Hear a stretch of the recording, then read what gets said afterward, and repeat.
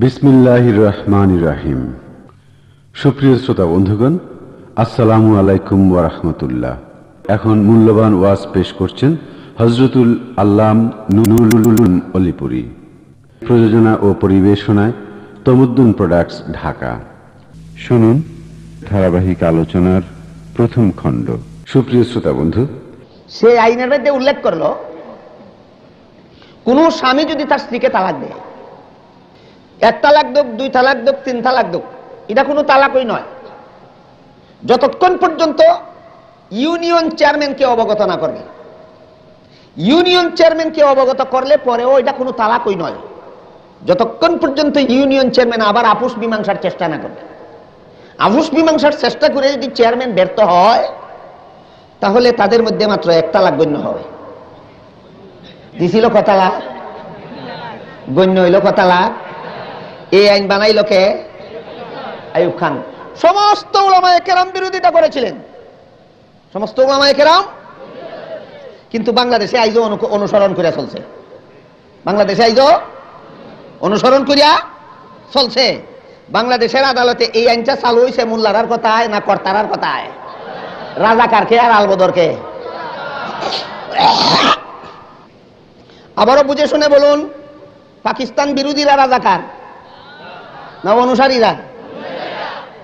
সহজ বাংলা কথা বুঝেন না? রাজাকার আলবদর পাকিস্তান অনুসারী বিরোধীরা না অনুসারীরা? পাকিস্তানের এই আইনের অনুসরণ কোন আলেম কখনো করেছে? আজও করছে, ভবিষ্যতেও করবে? কখনো নয়। পাকিস্তানের এই আইন কোন আলেম কখনো অনুসরণ করে নাই, কখনো করবে না। এখন ব্রিটিশ আমলের যে আইন পাকিস্তানে চালু ছিল, বাংলাদেশেও চালু আছে। সেই আইনটা হইল, নারী পুরুষ আপোষ করে জিনা করলে কোনো বিচার। এই ব্যাপারে আল্লাহর ফতোয়া আছে আলাদা। আল্লাহর ফতোয়াটা বলবো, আল্লাহ পাক রব্বুল আলামিন বলেন, আয-যানিয়াতু ওয়াজ-যানি ফাজলিদু কুল্লা ওয়াহিদিম মিনহুমা মিআতা জালদা। ব্যভিচারিণী নারী আর ব্যভিচার পুরুষ যদি উভয়ে সম্মত হইয়া জিনা করে আর অবিবাহিত হয়, 100 বেত্রাঘাত করো। নারীকেও এই আইন কার? এটা ফতোয়া। এটা জানে কে? উলামায়ে কেরাম। আর আপোষ করে জিনা করলে কোনো বিচার নাই আদালত, এটা জানে কে? আদালত। বলেন তো, আদালতের বিচারকে আর আলিমে কি পরিমাণ বেশ কম? কি পরিমাণ বেশ কম? আর একটু পরিষ্কার করে বলি, আপোষ মীমাংসা করে জিনা করলে বেত্রাঘাত করো, এইটা আল্লাহর ফতোয়া, পবিত্র আইন। আপোষ মীমাংসা করে জিনা করলে কোনো বিচার নাই, এটা নাফাক আইন। আইনটা ফাঁক না নাফাক? বলেন তো, আলেমরা কোনটা জানে আর ম্যাজিস্ট্রেটে কোনটা জানে? এই ফাঁকে আর না ফাঁকে যে পরিমাণ বেশ কম, আলিমে আর ম্যাজিস্ট্রেটে এই পরিমাণ বেশ কম। এবার আসুন মূল আলোচনায় যায়। আল্লাহ কোরআনের কত আয়াতে বিধান দিছেন? 500 আয়াতে বিধান দিছেন। বিধানগুলি কত প্রকার? কি কি? সুস্পষ্ট আর অস্পষ্ট। সুস্পষ্ট বিধানের উদাহরণ রমজান মাসের রোজা ফরজ। অস্পষ্ট বিধানের উদাহরণ কয়েকদিন। কয়েকদিনের ব্যাখ্যা কোন সময় হবে 29 দিন, কোন সময় হবে 30 দিন। কোন সময় 29 দিন হবে আর কোন সময় 30 দিন হবে, এই ফতোয়া দিবে নাফাক আইন যে জানে না পবিত্র আইন যে জানে? পবিত্র আইন যে জানে তার নাম। বুঝে থাকলে এবার বলুন, ফতোয়া দেওয়া কার অধিকার? একমাত্র আলেমদের অধিকার ফতোয়া দেওয়া। এটা মুসলমানদের ধর্মীয় স্বাধীনতা। বাংলাদেশের সংবিধানে সমস্ত ধর্মাবলম্বীদের ধর্মীয় স্বাধীনতা স্বীকৃত কিনা? তাহলে আলেমরা ফতোয়া দিবে, এটা মুসলমানদের ধর্মীয় স্বাধীনতা। যদি কোনো বিচারপতি বলে আলেমরা ফতোয়া দিতে পারবে না, তাইলে মুসলমানদের ধর্মীয় স্বাধীনতায় হস্তক্ষেপ করলো কিনা? সাথে সাথে সংবিধানও লঙ্ঘন করলো কিনা? এমন বিচারক তার পদে থাকুক আপনারা চান না অপসারণ চান? সে মুমিন রইছে না মুরতাদ হয়ে গেছে? তাকে নিয়ে মুসলমানের সমাজ চলবে না, সমাজ নাপাক হবে। তাকে অপসারণের একমাত্র ব্যবস্থা আল্লাহ রাসূল বলেন, হত্যা করো। এখন আসেন, কোন বৎসর কয়েকদিনের ব্যাখ্যা হবে 29 দিন, আর কোন বৎসর কয়েকদিনের ব্যাখ্যা হবে 30 দিন। এটা সাব্যস্ত হবে কোন মাপকাঠির ভিত্তিতে? হাদিস শরীফে হযরত রাসূল করিম সাল্লাল্লাহু আলাইহি ওয়াসাল্লাম ফরমান, চাঁদ দেখে রোজা রাখো, চাঁদ দেখে ঈদ করো। অর্থাৎ রমজান মাসের 29 তারিখ বিকাল বেলা যদি চাঁদ দেখা প্রমাণিত হয়, আলেমগণ আর মুফতিগণ ফতোয়া দিবেন আগামীকাল ঈদ হবে। এই বছর রমজান মাসের কয়েকদিনের ব্যাখ্যা 29 দিন। আর যে বছর রমজান মাসের 29 তারিখ বিকাল বেলা চাঁদ দেখা প্রমাণিত হয় না, সেই বছর বিচারকে কইব আগামীকাল ঈদ করে লিও। কে কইব? কি কইব? আগামীকাল ঈদ হবে না। বুঝে থাকলে বলুন তো, আল্লাহর অস্পষ্ট বিধানের সুস্পষ্ট ব্যাখ্যা দেওয়ার মালিক কে? একমাত্র আলেমগণ। আজকে আমার কথা মাত্র শুরু করলাম, ইনশাআল্লাহ আগামীকাল আমার কথা, আপনারাও যদি থাকেন, আমিও যদি থাকি, আগামীকাল ইনশাআল্লাহ আমার কথা শেষ করব। আরো উলামায়ে কেরাম বুজুর্গ আলেদিন আছেন, তাদের মূল্যবান কথা শুনে যাবেন এবং কর্তৃপক্ষের কাছ থেকে আপনারা সভা সমাপ্তির ঘোষণা শোনার পরে উঠবেন, এর আগে কেউ উঠার চেষ্টা করবেন না। আলহামদুলিল্লাহ নাহমাদুহু ওয়া নাস্তাঈনুহু ওয়া নাস্তাগফিরুহু ওয়া নু'মিনু বিহি ওয়া নাতাওয়াক্কালু আলাইহি ওয়া নাউযু বিল্লাহি মিন শুরুরি আনফুসিনা ওয়া মিন সাইয়্যাতি আ'মালিনা। মান ইয়াহদিহিল্লাহু ফালা মুদিল্লা লাহু ওয়া মান ইউদ্লিলহু ফালা হাদিয়া লাহু। ونشهد أن لا إله إلا الله وحده لا شريك له ونشهد أن سيدنا ونبينا ومولانا محمدا عبده ورسوله صلى الله تعالى عليه وعلى آله وأصحابه وبارك وسلم.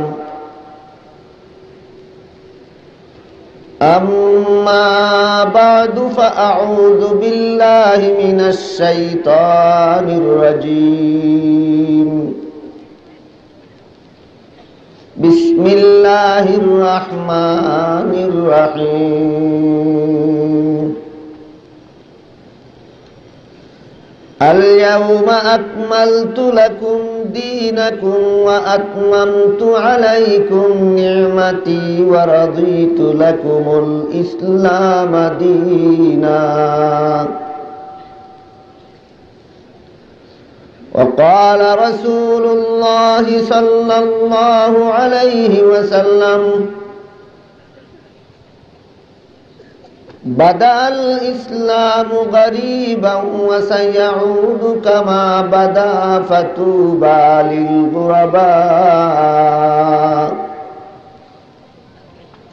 أو كما قال عليه الصلاة والسلام. শ্রদ্ধেয় সভাপতি হযরত উলামায়ে কেরাম, সম্মানিত সুধী সমাজ, সর্বস্তরের মুসলমান ভাই সব, আমি গতকাল বলেছি ইসলাম একটা পরিপূর্ণ ধর্ম এবং এই ধর্মের মূল গ্রন্থ আল কুরআন।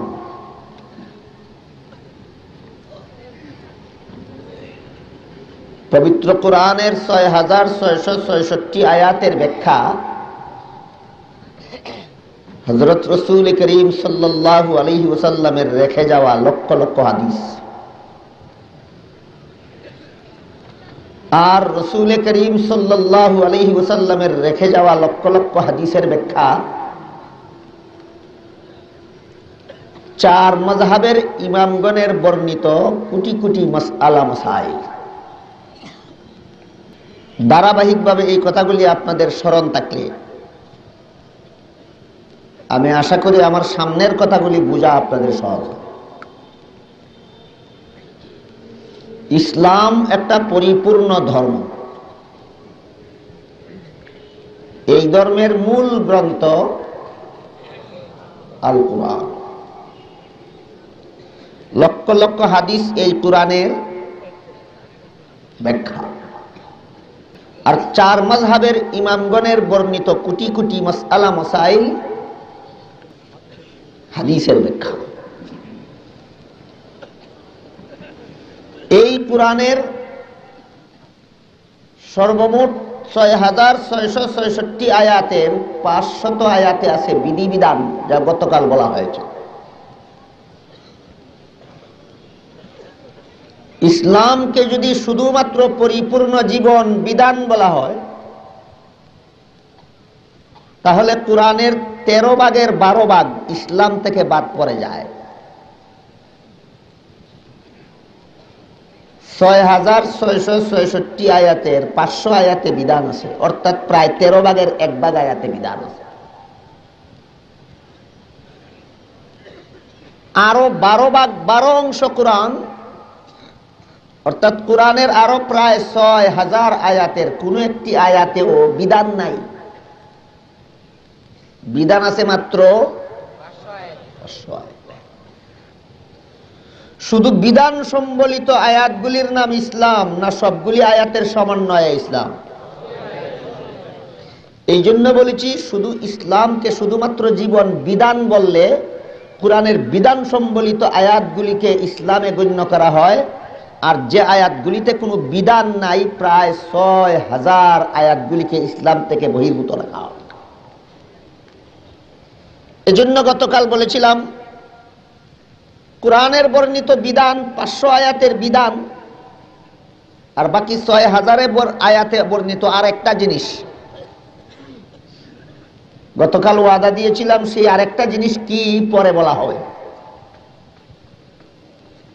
বাকি ৬,০০০ আয়াতে বর্ণিত আরেকটা জিনিস, এই দুইটার সমন্বয়ে পরিপূর্ণ ইসলাম ধর্ম। ৬,০০০ আয়াতে বর্ণিত আরেকটা জিনিস কি, সেই আলোচনায় আজকে আমি আমার বক্তব্যের শেষের দিকে যাব ইনশাআল্লাহ। এর আগে ৫০০ আয়াতের বর্ণিত বিধান সম্পর্কে আরো কিছু কথা বাকি। গতকাল বলেছি ৫০০ আয়াতে যে আল্লাহ বিধান দিয়েছেন, ৫০০ আয়াতে আল্লাহর বর্ণিত বিধানগুলি দুই প্রকার, সুস্পষ্ট আর অস্পষ্ট।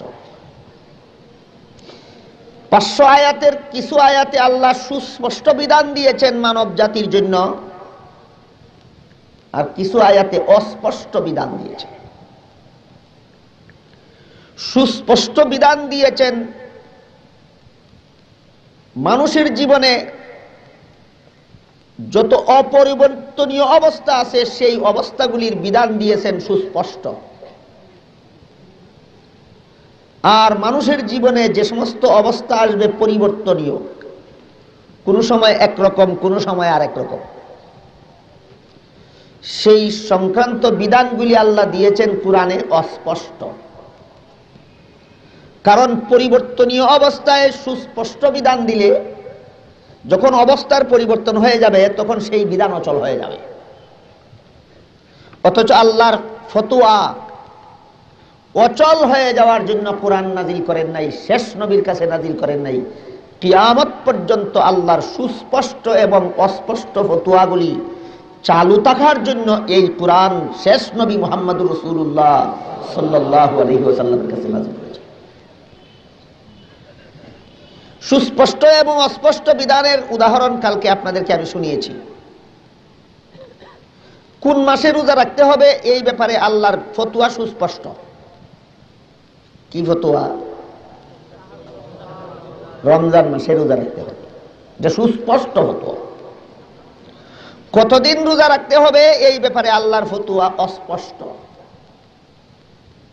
যেই বৎসরের রমজান 29 হবে সেই বৎসর 29 দিন রাখতে হবে, যে বৎসরের রমজান 30 হবে সেই বৎসর রোজা কতদিন রাখতে হবে? 30 দিন রোজা রাখতে হবে। কোন বৎসর 30 দিন রোজা রাখতে হবে আর কোন বৎসর 29 দিন রোজা রাখতে হবে সেই বিষয়টা চাঁদ দেখার ভিত্তিতে চূড়ান্ত সিদ্ধান্তে উপনীত হবে। জাতিকে চূড়ান্ত সিদ্ধান্ত সম্পর্কে অবগত করবেন কারা? উলামায়ে কেরাম, মুফতিয়ানে আযম, যারা আল্লাহর কোরআনের বিধান জানেন না, যারা জানেন না, যারা জানেন না তাদের হাতে যদি ফতোয়ার দায়িত্বটা দিয়ে দেওয়া হয়, যারা কোরআনের বিধান জানে না এদের হাতে যদি ফতোয়ার দায়িত্ব দিয়ে দেওয়া হয়, তাহলে ইসলামের কেমন 12টা বাজবে, এই কথাটাও আপনাদের বুঝার মতো সময় এসেছে এখন। আমি ছোটবেলায় এক সাহিত্য বইয়ে একটা পদ্য পড়েছিলাম, একটা কবিতা, হয়তো আপনারা অনেকে পড়ে থাকবেন। কবিতাটার নাম ছিল বাবুরাম সাপুরে। দুষ্ট ছেলেপেলেরা সাপুরেকে ধরেছে 2টা সাপের জন্য, আমাদেরকে 2টা সাপ দাও, কিন্তু কেমন সাপ তার বিবরণ দিয়া বলে, বাবুরাম সাপুরে কুতা যাস বাপুরে, আয় বাবা দেখে যা, 2টো সাপ রেখে যা, যে সাপের চুপ নেই, শিং নেই, নুক নেই, চুটে না কু হাঁটে না, কাউকে যে কাটে না, করে না কু ফুসফাস, মারে না কু ঢুসডাস, সেই সাপ জ্যান্ত গোটা 2 আন্ত, তেরে মেরে ডান্ডা করে দেব ঠান্ডা। ছেলেরা সাপুরের কাছে 2টা সাপ চায়। কেমন সাপ? যে সাপের চুক আছে, মুখ আছে, ফুসফাস করে, কাটে না, এমন সাপ কেন চায়? আবার জ্যান্ত, সেই সাপ জ্যান্ত। যে সাপের চুক নেই, শিং নেই, নুক নেই, ছুটে না কু হাঁটে না, কাউকে যে কাটে না, করে না কু ফুসফাস, মারে না কু ডুসডাস, এমন সাপ কেন চায়? কই তেরে মেরে ডান্ডা করে দেব ঠান্ডা, এই জন্য চায়। যে সমস্ত লোকেরা আলেমরা ফতোয়া দিতে পারবে না, ফতোয়া অন্যরা দিবে বলতে চায়, এরাও ইসলামকে ওই রকম একটা সাপে পরিণত করতে চায়। যে সাপের চুক নেই, শিং নেই, নুক নেই, ছুটে না কু হাঁটে না, কাউকে যে কাটে না, করে না কু ফুসফাস, মারে না কু ডুসডাস, সেই সাপ জ্যান্ত, সেই ইসলাম জ্যান্ত, মুদের দেশে আনত, করে তেরে মেরে ডান্ডা করে দেবে ঠান্ডা। এইভাবে ইসলামের 12টা বাজাইবার জঘন্যতম চক্রান্ত নিয়ে এই ঘোষণা দেওয়া হচ্ছে যে ফতোয়া আলেমরা দিতে পারবে না, ফতোয়া অন্যরা দেবে। ফতোয়া কিসের নাম? আল্লাহর বিধানের নাম ফতোয়া।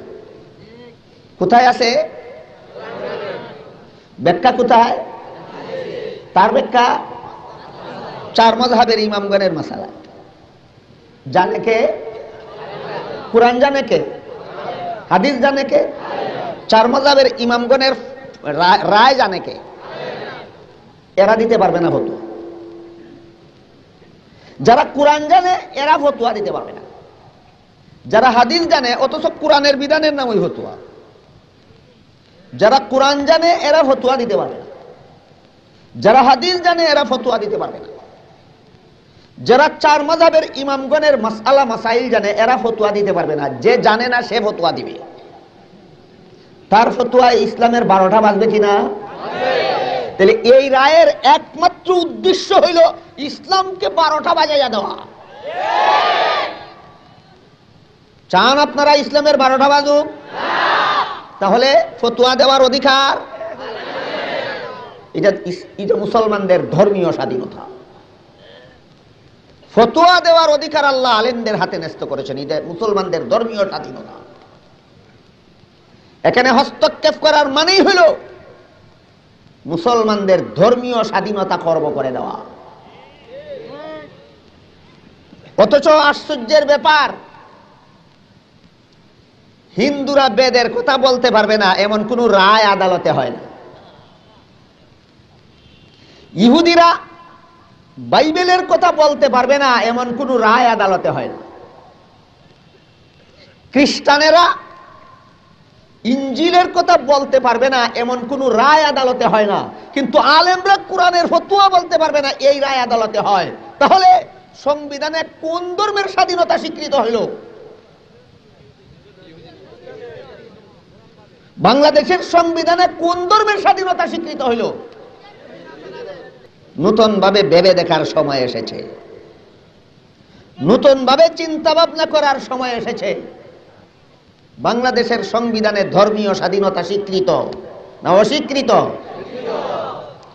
এখন যদি সব ধর্মাবলম্বী আপন আপন ধর্মের বিধান বলতে পারে, শুধু মুসলমানের আলেমরা কোরআনের বিধান বলতে পারে না, তাহলে ধর্মীয় স্বাধীনতাকে কি ব্যাপকভাবে রাখা হইল না ইসলামকে বাদ দেওয়া হইল? এটা কি ষড়যন্ত্র নয়? এমন ষড়যন্ত্র ইসলামকে নিয়ে যেই ব্যক্তি করতে পারে, সেই ব্যক্তিকে আপনারা বাংলাদেশের আদালতের বিচারপতির পদে আরো দেখতে চান?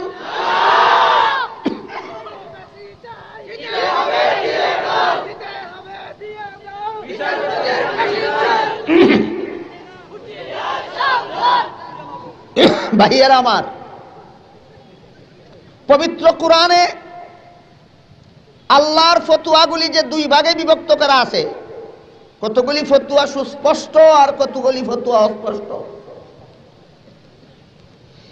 কোরআনের অস্পষ্ট ফতোয়াগুলির বিভিন্ন কারণ, বিভিন্ন পদ্ধতিতে আল্লাহ কোরআনে ফতোয়াগুলি অস্পষ্ট রেখেছে।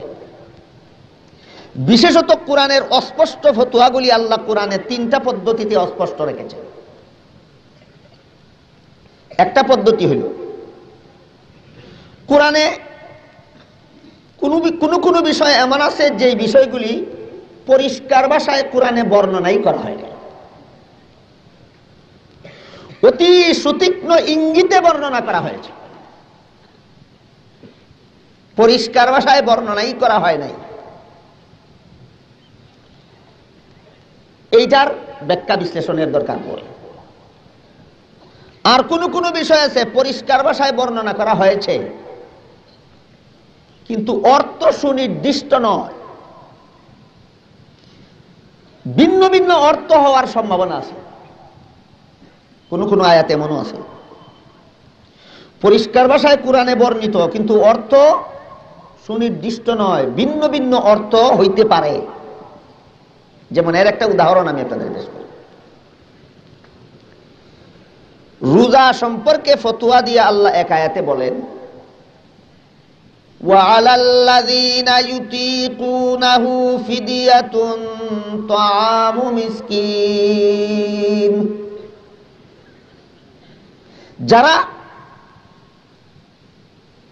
রোজা রাখতে সামর্থ্যবান, ইউতীকুনা শব্দটা পরস্পর বিরোধী অর্থবোধক একটা শব্দ। ইউতীকুনা শব্দের এক অর্থ হল সামর্থ্যবান, আর এক অর্থ সামর্থ্যহীন। ইউতীকুনা শব্দের কয়টা অর্থ? একটা সামর্থ্যবান আর একটা সামর্থ্যহীন।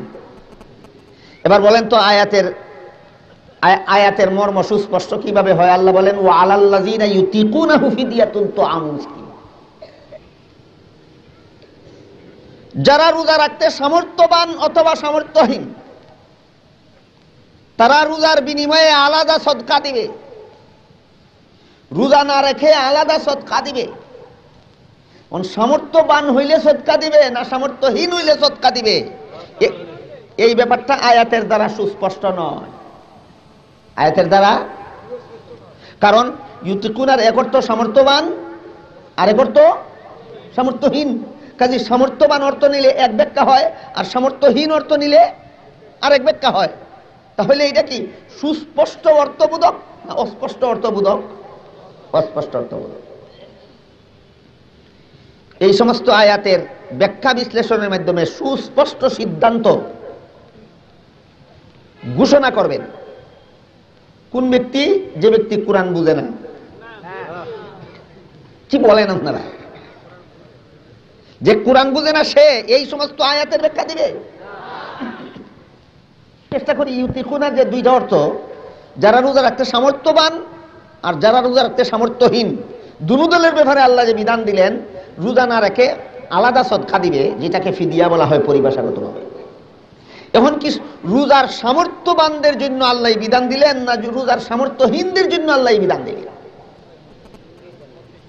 আপনারা এখনো রায় দিবেন না, আমি বলতেছি। প্রথম প্রথম যখন মুসলমানদের জন্য রোজা ফরজ করা হয়, তখন একটা অস্থায়ী বিধান ছিল যে রোজা রাখতে যারা সামর্থ্যবান তারাও রোজা না রেখে ফিদিয়া দিলে চলবে।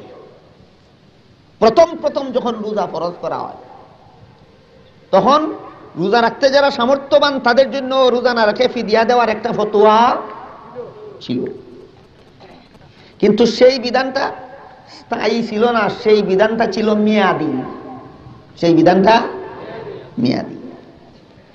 ওই বিধানের মেয়াদ যখন ফুরাইয়া গেল, তখন স্থায়ী বিধান দেওয়া হইল সামর্থ্যবানেরা অবশ্যই রোজা রাখতে হবে, যারা রোজা রাখতে অসামর্থ্য তারা ফিদিয়া দিবে, তারা সদকা দিবে। দেখেন তো, এক সময় সামর্থ্যবানদেরও রোজা না রেখে ফিদিয়া দিলে চলতো, আর এক সময় অসামর্থ্যবানদের জন্য ফিদিয়া দেওয়ার ব্যবস্থা দেওয়া হইল। তাইলে অবস্থা একটা না দুইটা? এই জন্য আল্লাহ এমন একটা শব্দ ব্যবহার করছেন যেই শব্দটা প্রাথমিক অবস্থায় অফিট, পরবর্তী অবস্থায়ও ফিট। কোরআনের এই সমস্ত তত্ত্ব এবং রহস্যমূলক বিশ্লেষণগুলি বুঝবে যারা আলেম না তারা। কত বড় জঘন্যতম জাহিলিয়ত, কত বড় জঘন্যতম মূর্খান্ধতা! আমার মনে হয় আপনাদের অনেকের কাছে আশ্চর্য হবে এই ইউতিকুনা শব্দের ব্যাখ্যাটা, যে এক ব্যাখ্যা প্রাথমিক অবস্থায় ফিট, আরেক ব্যাখ্যা পরবর্তী অবস্থায় ফিট। এই কথাটা বুঝতে হলে কত বড় যোগ্য আলেমের দরকার, বিশেষত মাদ্রাসার ছাত্ররা ছাড়া। আলেমদের তো জানাই গেছে, মাদ্রাসার ছাত্ররা ছাড়া অন্যদেরকে বোঝানো বড় কঠিন ব্যাপার। মাদ্রাসার ছাত্রদেরকে বোঝানো বড় সহজ। ইউতিকুনা বাবে ইফআলের সিগা, কোন সময় মাখজের সবুতের জন্য ইস্তেমাল হয়, কোন সময় চলবে মাখজের জন্য ইস্তেমাল হয়। কি বুঝলেন আপনারা? অথচ মাদ্রাসার ছাত্ররা আমার এই এক কথায় সব বুঝে গেল। আপনাদেরকে বোঝাবার জন্য আমার এত দীর্ঘ ব্যাখ্যার দরকার পড়ল। ইউতিকুনা শব্দের এক অর্থ হইল সামর্থ্যবান, আর এক অর্থ হইল সামর্থ্যহীন। সামর্থ্যবানও অর্থ হয়, সামর্থ্যহীনও অর্থ হয়। এমন একটা শব্দ আল্লাহ কোরআনে কেন ব্যবহার করলেন? এক সময় সামর্থ্যবানদের সদকাও কবুল হবে, আর এক সময় শুধুমাত্র সামর্থ্যহীনেরা রোজা না রেখে সদকা দিলে চলবে। এই দুইটা অবস্থা সামনে আসতেছে, এই জন্য দুইটা অর্থবোধক একটা শব্দ আল্লাহ কোরআনে ব্যবহার করেছে। অস্পষ্ট বিধান সম্বলিত আয়াতগুলির অস্পষ্টতার পদ্ধতি তিনটা। একটা পদ্ধতি হইল কোরআনে পরিষ্কার ভাষায় বলা হয় নাই, ইঙ্গিতে বলা হয়েছে। আর একটা পদ্ধতি হইল পরিষ্কার ভাষায় বলা হয়েছে কিন্তু অর্থ সুস্পষ্ট নয়। অর্থ দুই রকম হইতে পারে, যেমন ইউতিকুনা সামর্থ্যবান, সামর্থ্যহীন। আর কোন সময় অস্পষ্টতা এই পদ্ধতিতে রাখা হয়, এক আয়াতে একভাবে বলা হয়েছে, আর এক আয়াতে আরেকভাবে বলা হয়েছে, অথবা এক হাদিসে একভাবে বলা হয়েছে, আর এক হাদিসে আরেকভাবে বলা হয়েছে, অথবা কোরআনের আয়াতে একভাবে বলা হয়েছে, হাদিসে আরেকভাবে বলা হয়েছে। এমত অবস্থায় আয়াতে আয়াতে, হাদিসে আয়াতে, অথবা আয়াতে আর হাদিসে স্ববিরোধিতা পরিলক্ষিত হয়। যেন বোঝা যায় একটা আয়াত আর একটা আয়াতের বিরোধী। বাহ্যিক দৃষ্টিতে যেন মনে হবে একটা হাদিস আর একটা হাদিসের বিরোধী। বাহ্যিক দৃষ্টিতে যেন মনে হবে কোরআনের আয়াত রসুলের হাদিসের বিরোধী, অথবা রসুলের হাদিস কোরআনের আয়াতের বিরোধী। বাহ্যিক দৃষ্টিতে এইরকম মনে হবে। এই পদ্ধতিতেও আল্লাহ অনেক সময় অনেক বিধান অস্পষ্ট রেখেছে। তখনকার মীমাংসাটা কে দিবে? যে কোরআন হাদিস জানে না সে। পরস্পর বিরোধী মনে হয়, যে ক্ষেত্রে কোরআন অথবা হাদিসের এক আয়াতে একভাবে বলা হয়েছে, আর এক আয়াতে আরেকভাবে বলা হয়েছে, অথবা এক হাদিসে একভাবে বলা হয়েছে, আর এক হাদিসে আরেকভাবে বলা হয়েছে, অথবা কোরআনের আয়াতে একভাবে বলা হয়েছে, হাদিসে আরেকভাবে বলা হয়েছে।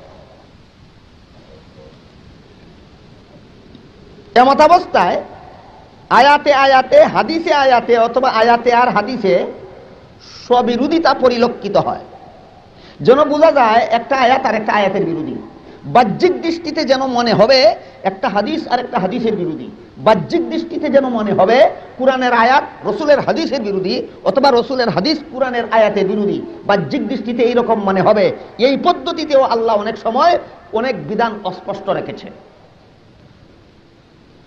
তখনকার মীমাংসাটা কে দিবে? যে কোরআন হাদিস জানে না সে। পরস্পর বিরোধী মনে হয়, যে ক্ষেত্রে কুরআন অথবা হাদিসের একটা উক্তি আর একটা উক্তির পরস্পর বিরোধী বলে বাহ্যিক দৃষ্টিতে মনে হয়, ওই ক্ষেত্রে তার মীমাংসার জন্য কতগুলি পদ্ধতি আছে। প্রথম পদ্ধতির নাম তাতবিক, দ্বিতীয় পদ্ধতির নাম তরজিহ, তৃতীয় পদ্ধতির নাম তনসিখ। তৃতীয় পদ্ধতিতে যদি মীমাংসায় পৌঁছানো যায়, তাহলে চতুর্থ পর্যায়ে কর্তব্য হইল তাওয়াক্কুফ। এই কথাগুলি বুঝবে কে? বিচারপতি। আপনাদের সহজে বোঝার জন্য আমি সামান্য একটু আলোচনা করি। তাতবিকের মানে হইল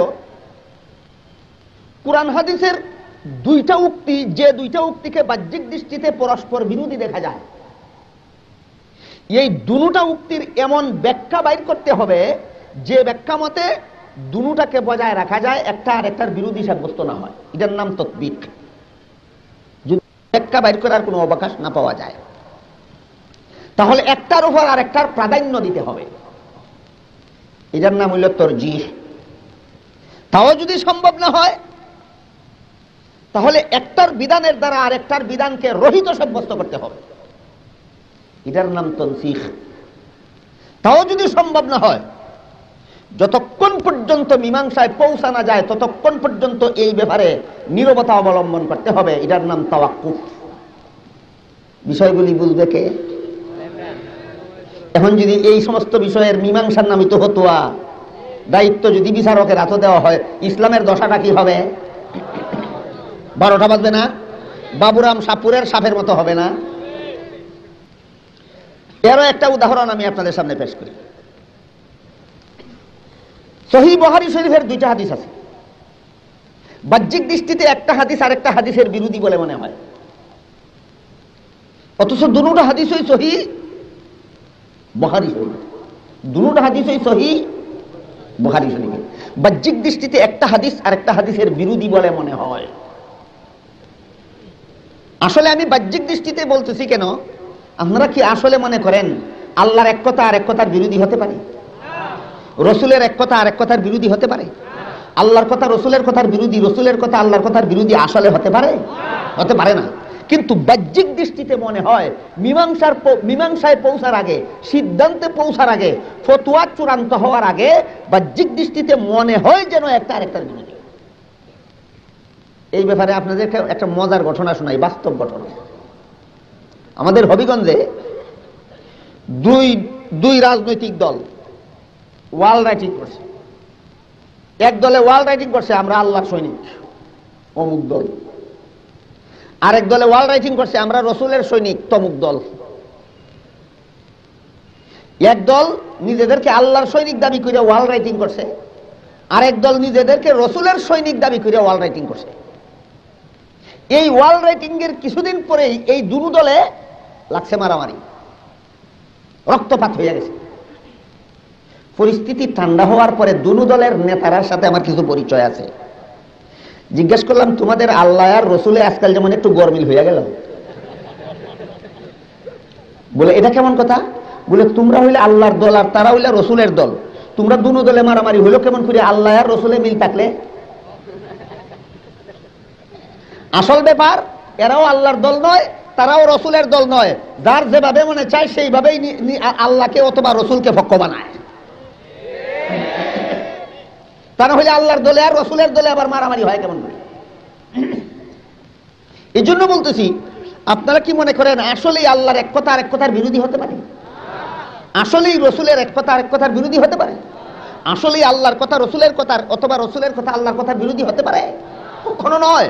এই জন্য বলছি বাহ্যিক দৃষ্টিতে কোনো সময় এমন হইতে পারে যে বাহ্যিক দৃষ্টিতে দেখা যায় আমি চূড়ান্ত ফতোয়া পাওয়ার আগ পর্যন্ত আমার কাছে মনে হবে যেন আল্লাহ এবং রসুলের একটা কথা আরেকটা কথার বিরোধী হইতেছে।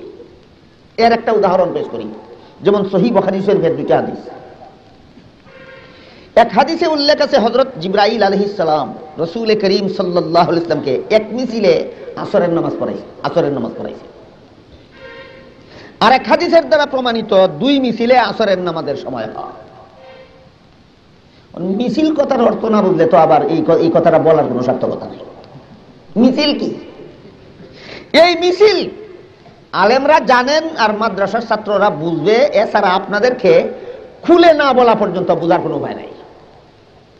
কিন্তু যেহেতু আমি একটা বিশেষ গুরুত্বপূর্ণ একটা মাসআলার উদাহরণ স্বরূপ আমি কথাটা আনতেছি, এই জন্য মূল কথাটা বোঝার আগে আপনাদের আগে বুঝে নিতে হবে মিছিল জিনিসটা বলতে কি বোঝায়। জোহরের নামাজের সময় কোন সময় কখন শেষ হয় আর আসরের নামাজের সময় কখন শুরু হয়, এটা সিদ্ধান্ত করার জন্য একটা মূলনীতি আছে শরীয়তে। মূলনীতিটা হলো ঠিক দ্বিপ্রহরের সময় সমতল ভূমিতে সুজা একটা কাঠি উপর দিকে বরাবর উপর দিকে দাঁড় করালে, ঠিক দ্বিপ্রহরের সময় সুজা একটা কাঠি সমতল জমিনে দাঁড় করাইলে, সুজা কইরা দাঁড় করাইলে তার ছায়া খুব লম্বা হয় না অনেক ছোট হয়? দ্বিপ্রহরের সময়ের এই কাঠির ছায়াটাকে মূল ছায়া ধরা হয়। এটা মূল ছায়া, স্মরণ রাখবেন এই কথাটা, এটা মূল ছায়া। দ্বিপ্রহরের সময়ের ছায়াটা মূল ছায়া। এরপরে সূর্য যতই পশ্চিম আকাশে যাইতে থাকে ছায়াটা ততই বড় হইতে থাকে। বড় হইতে হইতে মূল ছায়া বাদে আবার কাঠির সমপরিমাণ হইলে, একটা কাঠির সমপরিমাণ হইলে এটাকে এক মিছিল বলা হয়। আর দ্বিগুণ পরিমাণ ছায়া পর্যন্ত সূর্য ঢলে পড়াকে দুই মিছিল বলা হয়। সহিহ বুখারী শরীফের এক হাদিসে আছে হযরত রাসূল করিম সাল্লাল্লাহু আলাইহি ওয়াসাল্লামকে জিবরাইল ফেরেশতা এক মিছিলে আসরের নামাজ পড়াইছেন। এক মিছিলে আসরের নামাজ পড়াইছেন মানে কাঠির মূল ছায়া বাদে আরো সমপরিমাণ ছায়া হওয়ার সময়েই আসরের নামাজ পড়াইছেন। এটার মানে হলো এক মিছিলে আসরের নামাজ পড়াইছেন। এই সহিহ বুখারী শরীফের আরেকটা হাদিসের দ্বারা প্রমাণিত দুই মিছিলের সময় আসরের নামাজের সময় হয়। দুই মিছিলের সময় মানে কাঠির সমপরিমাণ ছায়া না দ্বিগুণ হইলে পরে কাঠির দ্বিগুণ ছায়া, কাঠির ছায়া লম্বা হইতে হইতে দ্বিগুণ হইলে পরে আসরের নামাজের সময় হয়। এখন দেখা গেল এই হাদিস দুইটা পরস্পর বিরোধী। এক হাদিসের দ্বারা প্রমাণিত এক মিছিলে আসরের সময় হয়, আরেক হাদিসের দ্বারা প্রমাণিত দুই মিছিলে আসরের নামাজের সময় হয়। এখন দুইটা হাদিস বাহ্যিক দৃষ্টিতে সামঞ্জস্যশীল বোঝা যায় না পরস্পর বিরোধী বোঝা যায়? পরস্পর বিরোধী। এখন এই দুটো হাদিস তো সহিহ, দুটো হাদিস তো বুখারী শরীফের, দুটো হাদিস তো রাসূলের হাদিস। এখন এই একটা হাদিস আর একটা হাদিসের বিরোধী বোঝা যায়, এই বিরোধ মীমাংসা করবে ম্যাজিস্ট্রেট কে? বুঝে থাকলে বলুন তো, ফতোয়ার মালিক, ফতোয়া দেওয়ার অধিকারী কে? কোন ম্যাজিস্ট্রেটের বাপেরই পারবো এটার মীমাংসা দিতে। এখন কোন ম্যাজিস্ট্রেটের বাপেও পারতো না এই দুই হাদিসের মীমাংসা দিতে। এটার মীমাংসার জন্য আলেমের দরকার পড়বে। মীমাংসার মূলনীতিটা আপনাদেরকে বলি। রাসূলের হাদিস প্রধানত তিন প্রকার। রাসূলের হাদিস প্রধানত তিন প্রকার। এক প্রকার হাদিস বলে রাসূলের কথাকে, রাসূলের কথার নাম হাদিস, রাসূলের হাদিস। দ্বিতীয় প্রকার রাসূলের কাজের নামও রাসূলের হাদিস। তৃতীয় প্রকার রাসূলের সমর্থনের নামও রাসূলের হাদিস। হাদিস কত প্রকার হইল? রাসূলের কাজ, রাসূলের কথা, রাসূলের কাজ, রাসূলের সমর্থন। কয়টা জিনিসের নাম হাদিস হইল? এক নম্বর রাসূলের কথা, দুই নম্বর রাসূলের কাজ, তিন নম্বর রাসূলের সমর্থন। এর মধ্যে যদি রাসূলের কথা সম্বলিত হাদিসে আর রাসূলের কার্য সম্বলিত হাদিসে বিরোধ দেখা যায়, তাইলে মূলনীতি হইল ধরে নিতে হবে কথাটাই আসল আর কাজটা বিশেষ অবস্থার প্রেক্ষিতে। কাজটা ভিন্ন রকম হইল কেন? বিশেষ অবস্থার প্রেক্ষিতে কাজটা ভিন্ন রকম হয়েছে। এটা হলো হাদিস শাস্ত্রের মূলনীতি। সহিহ বুখারী শরীফের যে হাদিসে আছে জিব্রাইল রসুলকে এক মিছিলে আসর পড়াইছেন, রসুল এক মিছিলে আসর পড়তে বলেছেন না আসর পড়েছেন? তাহলে এটা কথা না কাজ? এটা কাজ। আরেক হাদিস কৌলি, রসুলের কথা সম্বলিত হাদিসের দ্বারা প্রমাণিত যে 2 মিছিলে আসরের নামাজ শুরু হয় মাত্র। এখন কোনটার প্রাধান্য হবে? কথা সম্বলিত হাদিসের, কাজ সম্বলিত হাদিসের প্রাধান্য না কথা সম্বলিত হাদিসের প্রাধান্য? আপনাদেরকে বুঝাইতে আমার এত সময় লাগলো। মাদ্রাসা ছাত্রদের সুজা বলতাম আল হাদিসুল কৌলি রাজিহুন আলাল হাদিসিল ফিল। খালাস। আল হাদিসুল কৌলি রাজিহুন আলাল হাদিসিল ফিল। খালাস। কিন্তু যারা আলেম না, যারা মাদ্রাসা ছাত্র না, এদেরকে এইভাবে বুঝাইলে পরেও সবে বুঝে না। হযরত রাসূল করিম সাল্লাল্লাহু আলাইহি ওয়াসাল্লামকে যখন প্রথম নামাজ ফরজ হয়েছিল, আগে বলেছি প্রথম যখন রোজা ফরজ হয়েছিল তখন কতগুলি বিধান ছিল অস্থায়ী, প্রাথমিক অস্থায়ী।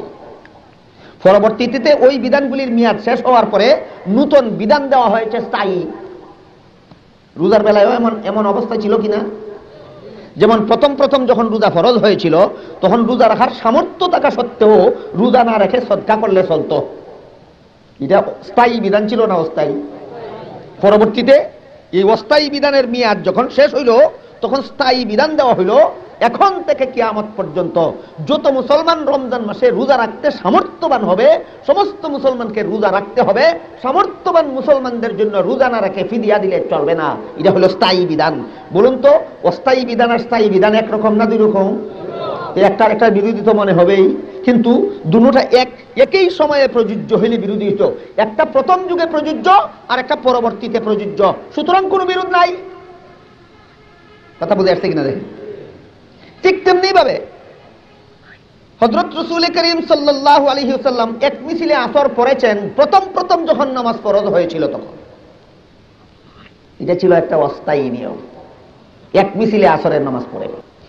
পরবর্তীতে স্থায়ী নিয়ম দেওয়া হইল 2 মিছিল, কাঠির ছায়া 2 মিছিল লম্বা হওয়া পর্যন্ত যখন আকাশের সূর্য ঢলবে তখন থেকে আসরের নামাজ সময় শুরু হবে। এটা অস্থায়ী না স্থায়ী? এক মিছিলে আসরের নামাজের সময়টা ছিল অস্থায়ী বিধান, আর 2 মিছিলে আসরের নামাজের সময় হওয়াটা হইল স্থায়ী বিধান। এটাই হানাফি মাযহাবের ফতোয়া। এটাই হানাফি মাযহাবের ফতোয়া। বলুন তো, এইভাবে হাদিসের ব্যাখ্যা করে মীমাংসা দেওয়া কার কাম? পারবে কোন আলেম ছাড়া? আর কোন বেটার বাপে পারবে না। সুতরাং ফতোয়া দেওয়া একমাত্র আলেমের কাজ, আলেমের দায়িত্ব। যদি বলা হয় আলেমরা ফতোয়া দিতে পারবে না, অন্য কেউ ফতোয়া দেবে, তাহলে যে ইসলাম ধর্মের বিধানের নাম ফতোয়া সেই ইসলাম ধর্মের 12টা বাজবে। এবং 12টা বাজাইবার ষড়যন্ত্রেই এই কথা বলা হয়েছে। ইসলামকে 12টা বাজাইবার ষড়যন্ত্র নিয়েই এই কথা বলা হয়েছে।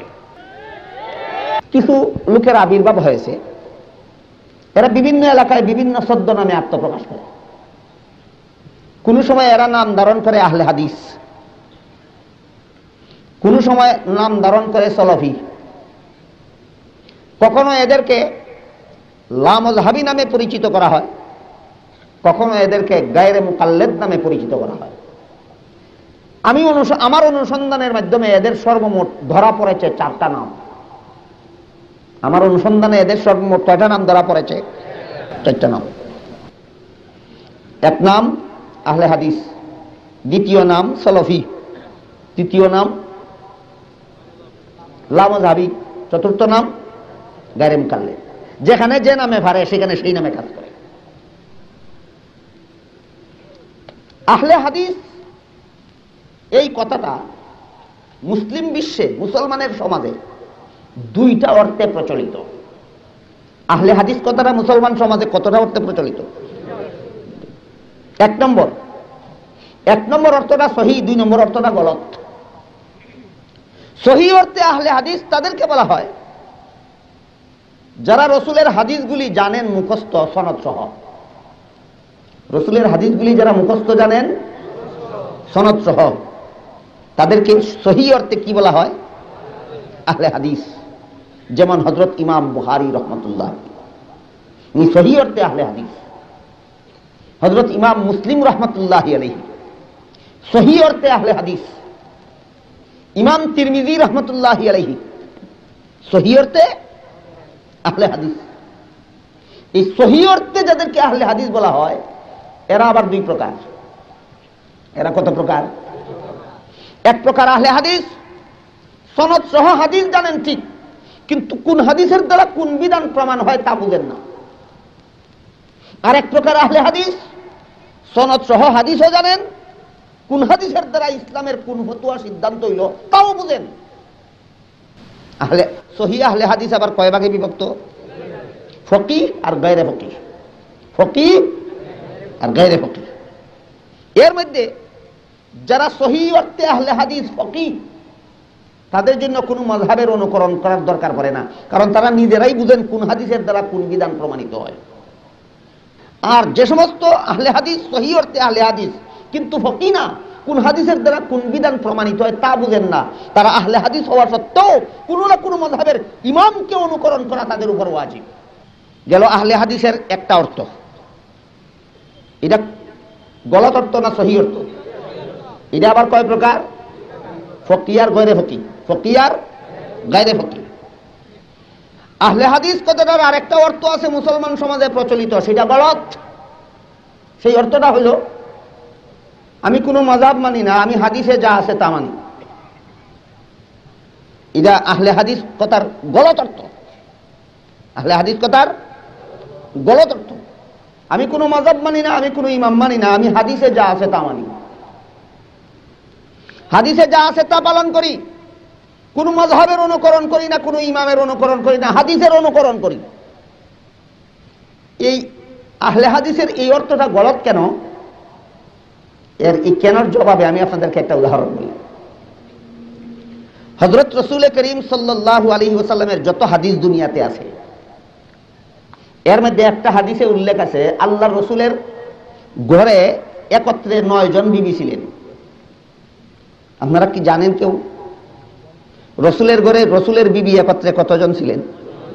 এই কথাটা হাদিসে আছে কি নাই? তুমি যে কোনো মাযহাব অনুকরণ করো না, হাদিসে যা আছে তা অনুকরণ করো, এই হাদিসটা অনুকরণ করো তো দেখি। এই হাদিসটা অনুকরণ করা, এই হাদিসে যা আছে তা আমল করা কোন মুসলমান উম্মতের জন্য ফরজ না সকলের জন্য হারাম?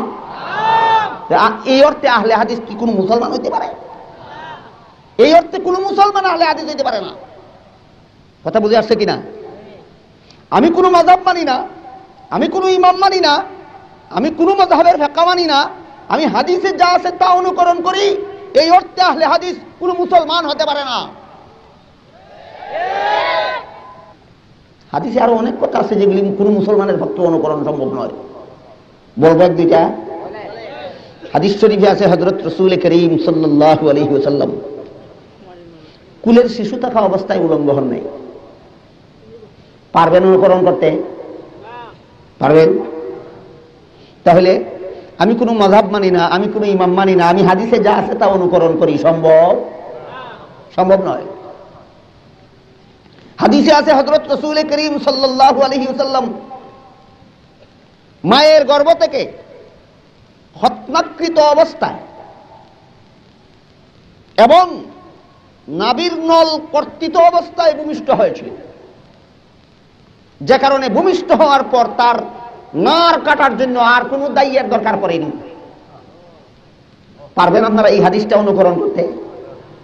তাহলে আমি কোনো মাযহাব মানি না, আমি কোনো ইমাম মানি না, আমি হাদিসে যা আছে তা পালন করব, এই কথাটা কোনো মুসলমানের হইতে পারে? এই জন্য 2 নম্বর অর্থে কোনো মুসলমান আহলে হাদিস হতে পারে না। মুসলমান আহলে সুন্নত হইতে পারে। কি হইতে পারে? আহলে সুন্নত হইতে পারে। সুন্নতের একটা বিশেষ ব্যাখ্যা হলো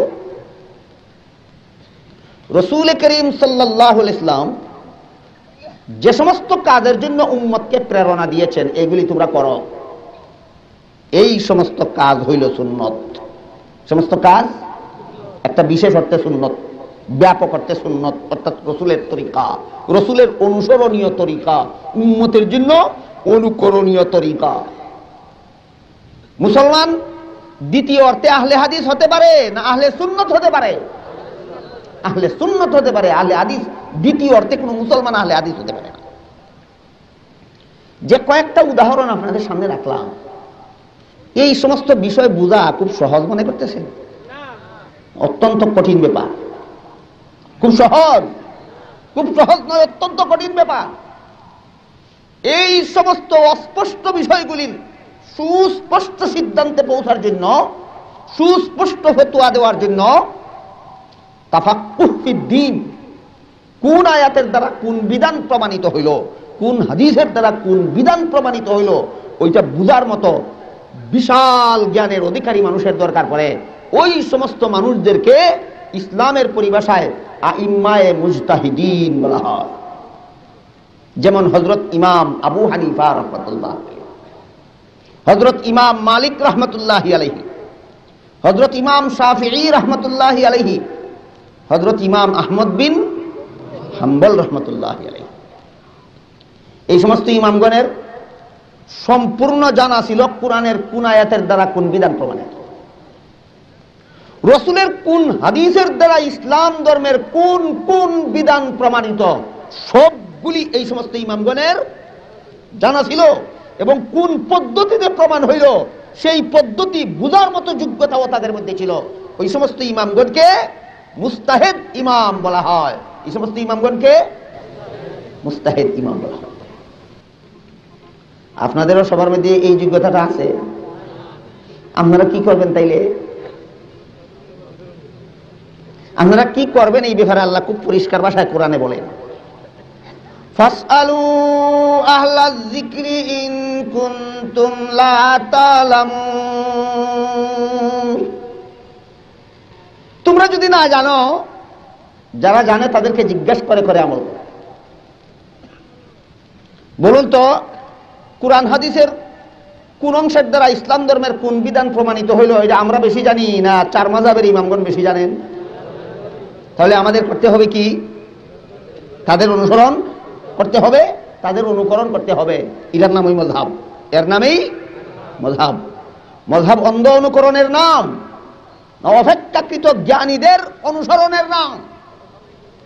অপেক্ষাকৃত অধিক জ্ঞানীদের অনুসরণের নাম হইল মাযহাব মানা, অন্ধ অনুকরণের নাম মাযহাব মানা নয়। যারা সব হাদিস জানে না, এরা যদি নিজে নিজে হাদিসের দ্বারা আমল করতে যায়, তাহলে কেমন বিভ্রান্তির সৃষ্টি হবে, এর এক দুইটা উদাহরণ আপনাদেরকে শোনাই। একজন পণ্ডিত হাদিসের তর্জমাগুলি ফুইরা ফুইরা নয়া হাদিস পড়নেওয়ালা হয়েছে। সরাসরি হাদিস পড়িয়া না হাদিসের তর্জমা করিয়া? তর্জমা করিয়া। এক হাদিসে আছে, বায়ু গেলে তো উদুভঙ্গ হইয়া যায়। বায়ু গেল কিনা সাব্যস্ত করবে কিভাবে? এর আলামত হাদিসে বর্ণিত হয়েছে। যদি দুর্গন্ধ বের হয়, প্রমাণ হইল বায়ু গেছে। অথবা দুর্গন্ধ বের হলো না, আওয়াজ শোনা যায়, তবুও প্রমাণ হইল বায়ু গেছে। এই দুইটা আলামত বর্ণিত হয়েছে হাদিসে, বায়ু গেল কিনা, উযু ভঙ্গ হইল কিনা তা প্রমাণ করার জন্য। এই ভদ্রলোকে করে কি, যখন বায়ু গেলে আওয়াজও শোনা যায় না, দুর্গন্ধও হয় না, তখন এই বায়ু গেলে পরেও এই অবস্থায় উযু ছাড়া নামাজ পড়ে। কারণ বায়ু গেল কিনা তার আলামত কয়টা বলা হয়েছে হাদিসে? একটা দুর্গন্ধ আর একটা আওয়াজ। দুর্গন্ধও হয়েছে না, আওয়াজও হয়েছে না, কিন্তু বাস্তবে বায়ু গেছে, উযু করে না, এমনি নামাজ পড়ে। নয়া পণ্ডিত তর্জমা ফিরে ফিরে হাদিস শিখছে, হাদিস মতে আমল করে। দীর্ঘদিন পরে আরেক হাদিস পাইছে, এই যে দুইটা আলামত বর্ণনা করা হয়েছে হাদিসে, বায়ু গেল কিনা প্রমাণ করার জন্য, যে সর্বলোকের জন্য নয়, বায়ু গেল কিনা এই ব্যাপারে যাদের সন্দেহ জাগে তাদের জন্য। এখন কেমন হইল? যাদের বায়ু গেল কিনা সন্দেহ জাগছে, তাদের জন্য বায়ু গেল কিনা সাব্যস্ত করার আলামত দুইটা। আর যে ব্যক্তি নিজে নিজে টের পাইছে বায়ু গেছে, দুর্গন্ধ না হইলেও সাব্যস্ত হবে বায়ু গেছে, আওয়াজ না হইলেও সাব্যস্ত হবে বায়ু গেছে। তখন কোথাকার হাদিস কোথায় লাগাইয়া দিল? তার সারা জিন্দেগির নামাজের কি অবস্থা হইল? তাহলে বলুন তো, সবগুলি হাদিস যদি চোখের সামনে না থাকে, কোন হাদিসের দ্বারা কোন বিধান প্রমাণিত হইল সব যদি তার কণ্ঠস্থ না থাকে, তাহলে পারবে হাদিসের অনুকরণ করতে? তাহলে অনুকরণ কার করতে হবে? মযহাবের ইমামগণের অনুকরণ করতে হবে। তাদের চোখের সামনে আয়নার মতো সমস্ত বিধান সম্বলিত হাদিস বিদ্যমান ছিল, সমস্ত বিধান সম্বলিত আয়াত তাদের চোখের সামনে বিদ্যমান ছিল। আরেকটা উদাহরণ দিই। 96 সনে মধ্যপ্রাচ্যের এক সফরে ওই তথাকথিত এক সলফি আমাকে প্রশ্ন করে বসল, মাগরিবের নামাজের আজানের পর একামতের আগে তারা 2 রাকাত নফল নামাজ পড়ে, আমি পড়ি না। আমি পড়ি না কেন? ইমাম আবু হানিফা বলছেন মাগরিবের সময় এই নামাজ নাই, এই জন্য পড়ি না। আমি মনে করি আমার চেয়ে কোরআন হাদিস আবু হানিফা বেশি জানেন। আপনারা কি মনে করেন? আপনাদের চেয়ে কম? আমি তো মনে করি আমার চেয়ে কোরআন হাদিস আবু হানিফা বেশি জানেন। আপনারা কি মনে করেন? আপনাদের চেয়ে কম না বর্তমান দুনিয়ার সমস্ত মুসলমানের চেয়ে বেশি? তাহলে আমি নিজে নিজে পণ্ডিতি করবো কেন? বড় পণ্ডিতের অনুকরণ করি। হ্যাঁ, আমি নিজে নিজে পণ্ডিতি করি না, আমি যিনি আমাদের সবার চেয়ে বড় পণ্ডিত ছিলেন তার অনুকরণ করি। ইমাম আবু হানিফা বলেছেন মাগরিবের আজানের পরে কোনো নফল নামাজ দেয়, আমি পড়ি না। এক সলফি জিজ্ঞেস করে বসলো, আপনি নামাজ পড়লেন না কেন? অথচ হাদিসে আছে বাইনা কুল্লি আযানাইনে সালাতুন, বাইনা কুল্লি আযানাইনে সালাতুন, প্রত্যেক আযান এবং একামতের মধ্যখানে নামাজ আছে। এটা হাদিস, এটা হাদিস, ঠিকই হাদিস।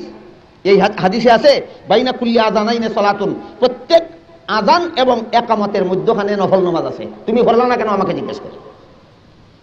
আমি জিজ্ঞেস করলাম রাসূলের হাদিস কি একটাই, আর হাদিস নাই? আপনারা কি বলেন? রাসূলের হাদিস একটাই না, আর কোনো হাদিস নাই? সে বলে আর অন্য হাদিসের দ্বারা কি প্রমাণিত? আমি বললাম অন্য হাদিসের দ্বারা প্রমাণিত মাগরিবের সময় নাই। সেটা কোন হাদিস? আমি বললাম দেখো তোমাদের সরকার কিতাব ছাপাই রাখছে, তোমাদের দেশের কিতাবে ছাপা আছে বাইনা কুল্লি ওফি রাওয়ায়াতিন বাইনা কুল্লি আযানাইনে সালাতুন ইল্লাল মাগরিব,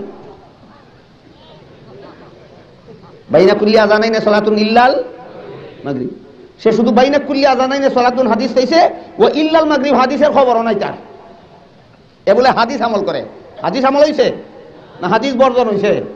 সুতরাং আহলে হাদিস এই যুগে কেউ নাই। ইমাম বুখারী ছিলেন সত্যিকার অর্থে আহলে হাদিস, আর বর্তমানে যারা আহলে হাদিস দাবি করে না জানে হাদিসের সনদ, না জানে হাদিসের মতন, না জানে হাদিসের ব্যাখ্যা। আরেকটা উদাহরণ পেশ করি। এক হাদিসে আছে নামাজের সময় হাত সিনায় বাঁধার কথা। কোথায় বাঁধার কথা? আর এক হাদিসে আছে নাভিতে বাঁধার কথা। 2 হাদিস একরকম হইল না পরস্পর বিরোধী হইল? এখন মীমাংসা দিব ম্যাজিস্ট্রেট না আলেমরা?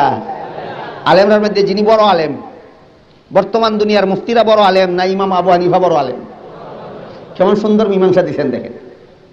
ইমাম আবু হানিফা রাহমাতুল্লাহ আলাইহি বলেন নাবিতে বাঁধার হাদিস, নাবিতে হাত বাঁধার হাদিস পুরুষের জন্য প্রযোজ্য, সিনায় হাত বাঁধার হাদিস নারীদের জন্য প্রযোজ্য। অথচ যারা আহলে হাদিস দাবি করে এরা কয় নাবিতে হাত বাঁধার হাদিস গ্রহণযোগ্য নয়, সিনায় হাত বাঁধার হাদিস গ্রহণযোগ্য। হাদিস একটা মানলো আর একটা ছাড়লো নি।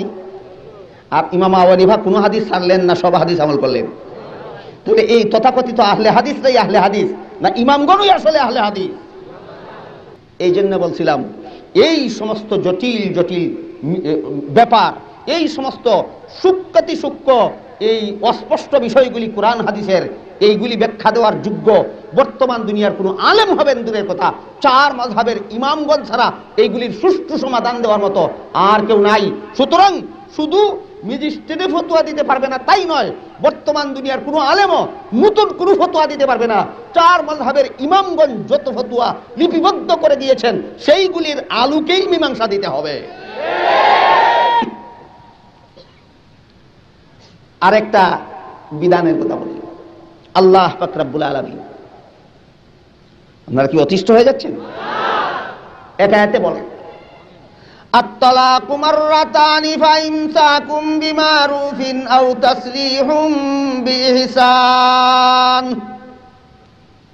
ফাইন তাল্লাকাহা ফালা তাহিল্লু লাহু মিন বাদু হাত্তা তানকিহা যাওজান গায়রা। এক তালাক দিলে সংশোধন করা চলে, 2 তালাক দিলেও। ক্যাসেট শেষ হলো। ধন্যবাদ। পরবর্তী ভলিউমের জন্য অপেক্ষা করুন। আমরা শুধুমাত্র দেশ বিদেশের প্রখ্যাত কারি সাহেবানদের তিলাওয়াত, সকল প্রকার ইসলামী গজল, সঙ্গীত, হামনাত, জারি, নাটক, কাওয়ালি, আলোচনা এবং ওয়াজের ক্যাসেট প্রযোজনা ও পরিবেশন করে থাকি। আপনার প্রয়োজনীয় যে কোনো ক্যাসেটের জন্য যোগাযোগ করুন Tamaddun products, 30 Abdul Salam mention, পটুয়াটুলি, Dhaka. Phone নম্বর 71247330 এবং মোবাইল 0171137905 ও 01711266-875 যোগাযোগ করুন। আল্লাহ হাফেজ।